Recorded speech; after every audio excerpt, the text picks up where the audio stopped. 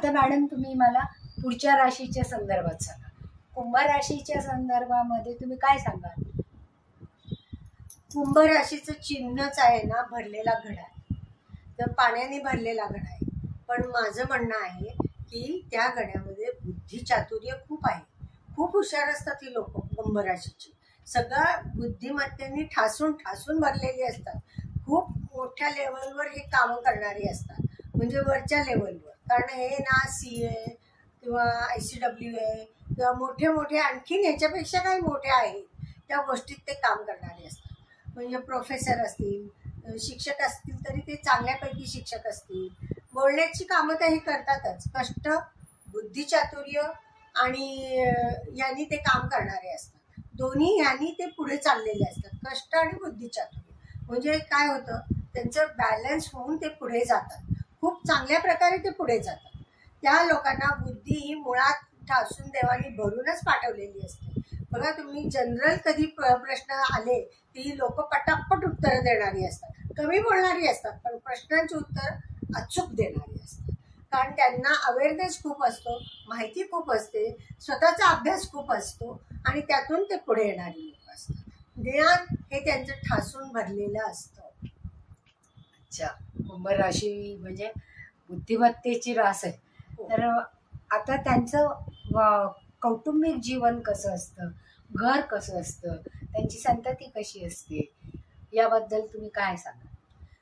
कुटुंब त्यांचं खूप चांगलं असतं बरं का. खूप चांगल्या प्रकारे हे कुटुंब सांभाळतात, जबाबदारी घेतात. मुख्य म्हणजे कारण शनीची रास आहे त्यामुळे जबाबदारी घेणं हे त्यांना आवडतंच. पहिली गोष्ट म्हणजे मकर रास कशी, म्हणजे पैशासाठी पुढे, म्हणजे पैशासाठी शिक्षण, आणि त्यांचं कुटुंब जरी सीमित असलं तरी आपल्या कुटुंबापुरतं पाहणारी असतात. तशी कुंभ रास नसते. कुंभ रास ही आपल्याबरोबर आजूबाजूची नातेवाईक, नातेसंबंध हे सांभाळणारी असते. मित्रमैत्रिणी म्हणा किंवा त्यांचं जिथे ज्या क्षेत्रात ते कामं करतात त्यांना पण चांगल्या प्रकारे हेल्प करणं, त्यांच्याकडनं ज्ञान ग्रहण करणं. म्हणजे हेल्प कशासाठी करतात की आपल्याला त्यांच्याकडनं काय ज्ञान मिळेल, ज्ञानामध्ये आपल्या काय भर पडेल आणि त्याचा बुद्धिमत्तेवर किंवा आपल्या कर्तृत्वावर काय प्रभाव पडेल, याच्यासाठी ते कायम तत्पर असतात. म्हणजे काय की नुसतं डोर मेहनत करणारी ही लोक नसतात, बुद्धीने काम करणारी असतात. बुद्धिचातुर्य हे असतं त्यांच्याकडे, हे ठासून असतं. कुटुंबाकडे लक्ष देणारे असतातच कारण जबाबदारी स्वीकारणारे असतात. आणि परिश्रम तर करणारे असतात, पण शारीरिक परिश्रमापेक्षा बौद्धिक परिश्रम यांना करायला फार आवडतं आणि ते मनापासून करतात. त्यामुळेच ते वरच्या लेवलला जातात आणि सगळ्या चांगल्या मनाने करतात. असं नाही की त्याच्यातनं त्यांना काही आउटपुट पाहिजे असं नाही. मकर राशीकडे कसं आहे, तुम्ही दिलं तर त्यांना पाहिजेच असतं. मग ज्ञान दिलं तर त्यांना अपेक्षा कमीत कमी ज्ञानाची असते किंवा मला हे पाहिजे बाबा, मला ते पाहिजे बाबा. हे म्हणजे काहीतरी गिव्ह अँड टेक आहे तिच्याकडे. कारण ती पण अर्थतत्वाचीच आहे, पण ही अर्थतत्वाची नाही, वायुतत्वाची. काय ऐकेल, स्मरण करेल, मनन करेल, चिंतन करेल आणि मग ती पुढे जाईल, अशी ही रास आहे. म्हणजे त्याच्यामध्ये नुसतंच हे नाहीये, त्याच्यात मनन चिंतन आहे. म्हणजे तुम्ही बघा, अध्यात्मात मनन चिंतन खूप करायला लागतं. तसं ह्या कुंभ राशीची लोक करतात. त्या अध्यात्मात मग पण पुढे खूप जातात, कारण त्यांना ते माहिती आहे की आपल्याला ह्याच्यातनं पुढे जाता येतंय, त्याप्रमाणे ते करतात. पण परिश्रम बौद्धिकच असतात. शारीरिक कष्टापेक्षा बौद्धिक कष्ट ते अतिशय उत्तम करतात. नोकरी व्यवसायात म्हटलं तर इथे कागद येतो, पेन येतो, पेन्सिल येते, ह्या गोष्टी तर आहेत. कविता लिहिणं, वाङ्मय करणं, बातमी देणं हे तर आहेच. पण दुसऱ्याला ज्ञान देणं, आता कोण देतं ज्ञान? शिक्षक देतात, प्रोफेसर देतात, चार्टर्ड अकाउंटंट आपली बुद्धी विकत देतात, आहे की नाही? म्हणजे ह्या गोष्टीमध्ये ज्यामध्ये बुद्धिचातुर्य वापरायला लागतं, वकील आहेत त्याच्यामध्ये, इंजिनियर आहेत, डॉक्टर आहेत, सगळे आहेत. म्हणजे ह्याच्यात फक्त बुद्धी विकली जाते ह्यांची खूप, आणि त्याच्यामध्ये त्यांची प्रगती पण होते. आणि स्वतःची प्रगती करणं हे त्यांना चांगलं जमतं, कारण आपल्या स्किलमध्ये कशी वाढ करायची हे त्यांना चांगलं आहे. कारण बुद्धी आहे ना, चिन्हच त्यांचं कुंभ आहे, बुद्धी भरलेलं कुंभ आहे. मग ती त्याच्यात ते सातत्याने टाकत राहतात. बुद्धी टाकणं ते भरून गेलं पाहिजे आणि त्यांचा किती कुंभ मोठा होऊ शकतो, कारण तेवढी बुद्धी त्यांच्याकडे आहे. थोड्या ह्याच्यात जास्त आपल्याला माहिती आहे की कसं करायचं काम हे त्यांना नीट कळतं. त्यामुळे बुद्धिचातुर्याची कामं हे अतिशय चांगले करतात. बुद्धी आहे, शिक्षण आहे, त्या दृष्टिकोनातनं ते शिक्षण पण घेतात. PhD वगैरे होणारे लोक जनरली PhD करणारी लोक कुंभ राशीची असतात. बघा, त्यांनी ते शिक्षण करून स्वतःला काहीतरी मिळवायचं, पैसे मिळवण्यापेक्षा त्यांना प्रतिष्ठा निश्चितच चांगली मिळवायची असते. कारण समोरची रास सिंह आहे, त्यामुळे त्यांना समोरच्या व्यक्तीत मोठेपणा हा मिळाला पाहिजे. त्या राशीच्या लोकांना सुद्धा मोठेपणा मिळाला, पैशाची काही त्यांना अपेक्षा नसते, बुद्धीची अपेक्षा असते. छान. म्हणजे अशाच लोक आपल्याला जास्त समाजामध्ये पाहायला मिळतात. आता त्यांचं ते जर इतके वर्कहोलिक आहेत, बुद्धीची जास्त जोपासना करणारे आहेत, मग त्यांचं वैवाहिक आयुष्य कसं असतं, त्यांचा व्यवसाय कसा असतो आणि व्यवसाय भाग्याच्या काय त्यांच्या कल्पना आहेत? व्यवसाय तर तुम्हाला सांगितलं, अकाउंटंट वगैरे ते तर करूच शकतात, पण ते मोठ्या लेवलवर करतात. म्हणजे छोटे कारकून वगैरे सहसा नसतात हे लोक, पण जर असतील तर ते स्टेप बाय स्टेप वर जातात. म्हणजे ते कधीही खाली राहत नाही. नंतर बुद्धी विकण्याची जी आहे, वकील म्हणा किंवा CA म्हणा, ह्या सगळ्या क्षेत्रात ही लोक दिसतात. सगळ्या क्षेत्रात दिसतात, जिथे जिथे बुद्धी होईल. आता डॉक्टरांना बुद्धी वापरायला लागते, इंजिनियरला बुद्धी वापरायला, बुद्धी ते सर्व क्षेत्रात वापरायला लागते. पण हाय लेवलला जाण्यासाठी जी बुद्धी लागते ती त्यांच्याकडे असते आणि ते वापरतातच. त्यामुळे ह्या सर्व स्तरावर ही लोक जनरली दिसतात, पण हाय लेवलवर दिसतात. शिक्षक झाला तर तो तिथे हेडमास्टर असेल, प्रोफेसर असेल.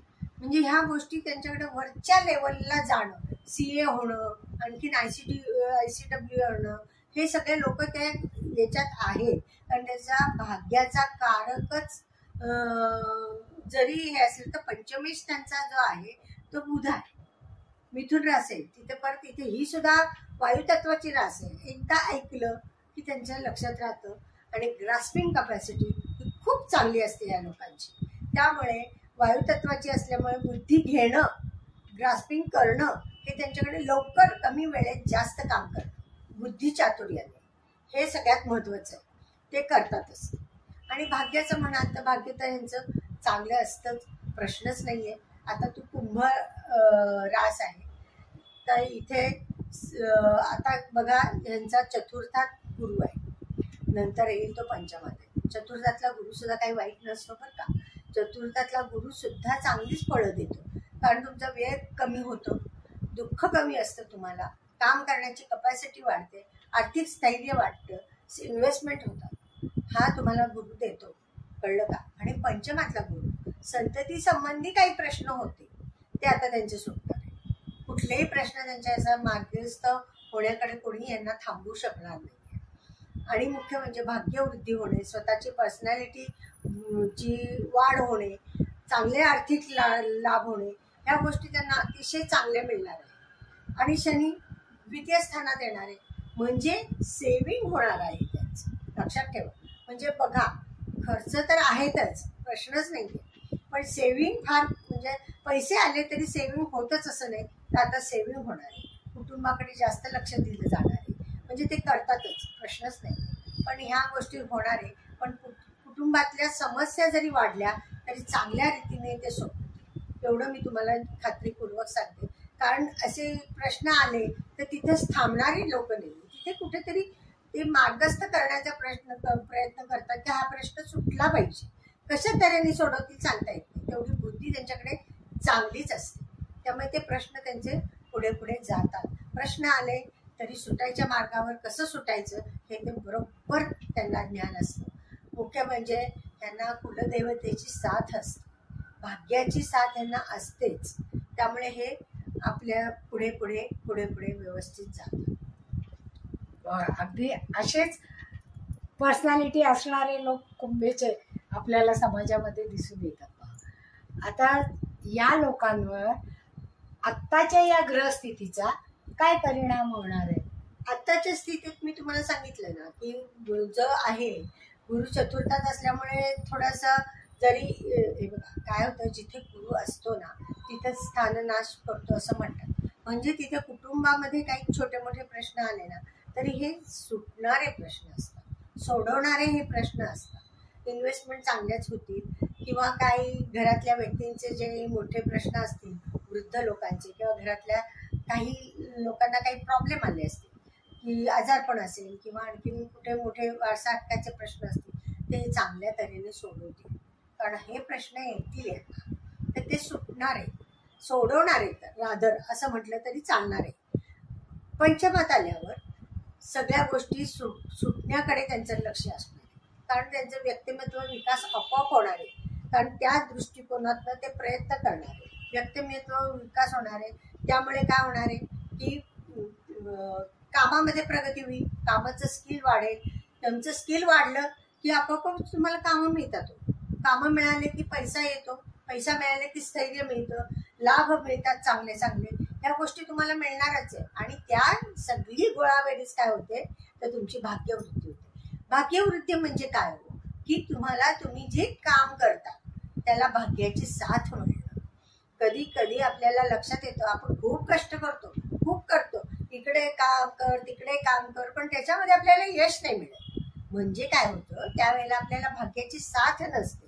आता तुम्हाला भाग्याची साथ मिळणार आहे म्हणजे जे प्रश्न होते ते लगेच लगेच सुटायला प्रयत्न करतात किंवा तुम्हाला दिशा मिळते की मी ह्या प्रश्नाचं उत्तर कसं सोडवलं, कसं सोडवणार आहे, कसं सोडवायला पाहिजे, ह्या गोष्टी तुम्हाला कळतात आणि त्याच्यातनं तुम्ही पुढे जातात. माणूस कितीही बुद्धिवादी झाला तरी तुम्हाला भाग्याची साथ असेल तरच तुम्ही शिकता. प्रश्न विचारतात लोक, भाग्य मोठं का कर्म मोठं? कर्म मोठं आहेच, प्रश्नच नाही. पण भाग्याची साथ असेल तर कर्म करायला तुम्हाला उद्दीपित होता. जर भाग्याची साथच नसेल तर तुम्ही कर्मच नाही करत. मग कर्म मोठं का भाग्य मोठं? भाग्य असेल तर तुम्ही कर्म करता असं मला वाटतं. म्हणजे माझं तरी असा प्रश्न आहे की तुम्हाला कर्म करण्यासाठी सुद्धा परमेश्वराची साथ लागते, तेव्हा तुम्हाला यश. त्याच्यात काळ आणि वेळ हे असतंच. इच्छा होते काम करायची, इच्छा होते म्हणजे त्याच्यातनं काम करायची इच्छा, काम करतोच माणूस. फक्त त्याच्यातनं त्यांना यश किंवा प्रॉपर, म्हणजे आपण असं थोडक्यात जर असा विषय केला की एखादा पेपर आहे बाबा तुमचा गणिताचा पेपर, तो चुकून आपण वेगळ्याच विषयाचा अभ्यास करून जातो आणि तिथे गेल्यावर लक्षात येतं आपण वेगळा विषय केला. म्हणजे काय होतं, इथे कष्ट केले, प्रॉपर केले, पण जो विषय होता त्याचे केलेच नाही. म्हणजे तिथे काय झालं, चूक झाली ना आपली. कष्ट केलेत की नाही, प्रयत्न केलेलेच आहे पण चुकीचे झाले. म्हणजे तुमची भाग्याची साथ असेल तर प्रॉपर तुम्ही थोडा अभ्यास करता, ते ज्या अभ्यास तुम्ही करता त्याचेच प्रश्न तुम्हाला येतात, तेव्हा तुम्ही यश. एकदम छान आहे. आणि माझी स्वतःची कुंभरास आहे त्यामुळे याच्यामध्ये मला जास्त इंटरेस्ट होता.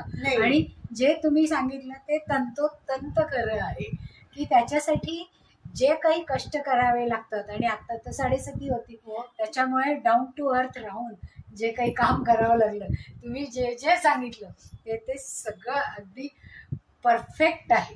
कारण आहे इथे तुम्ही जेव्हा डाऊन टू अर्थ राहून शांतपणे प्रश्न सोडवता तेव्हाच तुमचे प्रश्न सुटतात. पहिले जे 2.5 वर्ष असतात ना ते तुम्हाला खूप त्रास होतो. पहिल्या 2.5 वर्षामध्ये तुम्हाला सगळी कष्टाची इन्व्हेस्टमेंट द्यायला लागते, दुःखाची इन्व्हेस्टमेंट द्यायला लागते. असं तर मी म्हणेन त्या दुःखाच्या शनी कसं आहे, घासून घासून स्वच्छ करणारा माणूस आहे हा ग्रह. जेव्हा घासून घासून स्वच्छ होतो तेव्हा तो प्युरिफाईड होतो. प्युरिफाईड झाल्यानंतर तो गुरुसारखी फळं देतो आणि सगळी पॉझिटिव्ह रिझल्ट तुम्हाला देतो. पण मग तुमचं त्याच्या ज्ञानासाठी कष्ट घ्यावे लागतात किंवा तुम्ही जे प्रश्न समोर असतात ते शांतपणे नीटनेटके स्वतः गर्व न करता सोडवता, प्रामाणिकपणे कष्ट करता, प्रामाणिकपणे कष्टाची इन्व्हेस्टमेंट करता, तेव्हाच तुम्हाला ते यश. खूपच छान. आणि या लोकांना जेव्हा अडचणी येतात तेव्हा मग तुम्ही त्यांना काय उपासना करायला सांगा? कसं आहे माहिती का, शनीची उपासना म्हणजे तुम्ही मारुतीची उपासना ही केली पाहिजे. आणि ह्या लोकांना धनेश आणि लाभेश हा गुरु आणि ब्रह्मा विष्णू महेश हे मी सगळ्याच राशींना सांगणार आहे. कारण तो महत्वाचा आहेच. उत्पत्ती स्थिती आणि लय याचाच कारक आहे. तुम्ही कितीही नाही म्हटलं ते कर्माचा कारक सुद्धा गुरु आहे, ॲज वेल ॲज शनी तर आहेच, प्रश्नच नाही. पण मार्गदर्शक कोण? गुरु आहे. तुम्हाला योग्य मार्गदर्शन झालं तरच तुम्ही पुढे जाऊ शकता. म्हणजे तुमचा गुरु चांगला लागतो भाग्य म्हणजे भाग्याचा कारक गुरु आहे. भाग्य वृद्धी कोण करतं तर गुरुच करतो. आता इथे तर धनेश आणि लाभेश आहे. तुम्हाला जर पाहिजे असेल धन वृद्धी करायची तर गुरुची उपासना करा. भाग्यवृद्धी करायची गुरुची उपासना करा. ही तर मी सांगतेच आहे. पण यांनी कुलदेवतेची उपासना करा. अतिशय उत्तम त्यांना लाभ येतो. योगकारक ग्रह म्हणजे शुक्र आहे. कुलदेवी ह्यांना सोडत नाही. कुठेही यांच्या पाठीशीच उभे राहिलेली असते. कारण कुलदेवतेचा साथ या लोकांना मिळते. बुद्धिचातुर्य त्यामुळे त्यांना तिथे येतं. स्किल आहे ना शुक्रामध्ये. लक्षात घ्या 64 कला आहे तिथे. 13 विद्या 14 विद्या 63 कलांचा कारक कोण आहे तर शुक्र आहे. तर हा शुक्र म्हणजेच कुलदेवी ती तुम्हाला ते ज्ञान देते आणि तुमच्या भाग्याची वृद्धी ती करते. मग त्यांनी कुलदेवतेची उपासनेला तर कधीच सोडू नये. ब्रह्मा विष्णू महेश यांनाही सोडू नये. आणि अगदीच तुम्हाला 7:30 आहे, खूप त्रास वाटत आहे तर हनुमानाची उपासना करा. हनुमान चालीसा वाचा. आणखीन हनुमानाची बरीच स्तोत्र आहेत त्याची तुम्ही उपासना करा. तुम्हाला यश हे निश्चित आहे. पण कर्म करायला विसरू नका. कारण ही रास आहे ती शनीची आहे. कर्म हे तुम्हाला करायलाच पाहिजे. फक्त भाग्याची साथ असो नसो ते तुम्हाला खेचून आणायला लागतं. गुरु महाराज तुमच्या झोळीत काही ना काहीतरी टाकतील. झोळी गुरु महाराज झोळी देतात. पण त्या झोळीमध्ये काय असतं? सगळं ब्रह्मांड असतं. तुम्ही काहीही मिळू शकता त्या झोळीमधलं. ज्ञानाची झोळी आहे ती, हे लक्षात ठेवा. ज्ञान असले की आपल्याला सगळं. खूप छान हा मॅडम. आणि इतक्या विस्तृतपणे कुंभ राशीचं तुम्ही सांगितलं.